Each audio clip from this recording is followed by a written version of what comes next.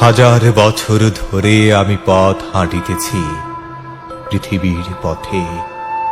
সিংহল সমুদ্র থেকে নিশীথের অন্ধকারে মালয় সাগরে অনেক ঘুরেছি আমি।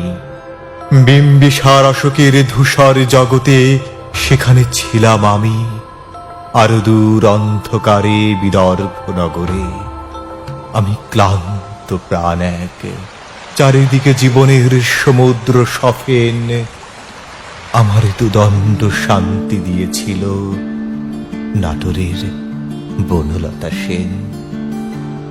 চুলতার কবেকার অন্ধকার বিদিশার নিশা, মুক্তার শ্রাবস্তির কারুকার্য, অতি দূর সমুদ্রের পর হাল ভেঙে যে নাবিক হারাইছে দিশা। সবুজ ঘাসের দেশ যখন সে চোখে দেখে দারুচিনি দ্বীপের ভিতর, তেমনি দেখেছি তারে অন্ধকারে। বলেছে সে, এতদিন কোথায় ছিলেন? পাখির নীড়ের মতো চোখ তুলে নাটোরের বনলতা সেন। সমস্ত দিনের শেষে শিশিরের শব্দের মতন সন্ধ্যা আসে। ডানার রৌদ্রের গন্ধ মুছে ফেলে চিল।